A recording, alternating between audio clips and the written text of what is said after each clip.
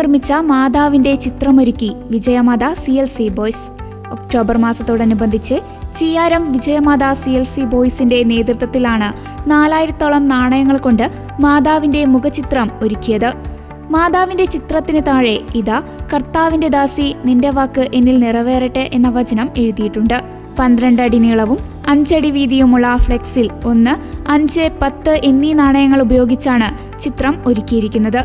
ചിയാരം വിജയമാത ഇടവക വികാരി father Prince Poovathinkal മാതാവിന്റെ ചിത്രം അനാച്ഛാദനം ചെയ്തു. രാപ്പകൽ ഭേദമന്യേ CLC ബോയ്സിന്റെ നേതൃത്വത്തിൽ ഒരുക്കിയ മാതാവിന്റെ ചിത്രം കാണാൻ നിരവധി പേരാണ് ചിയാരം വിജയമാത ദേവാലയത്തിൽ എത്തുന്നത്.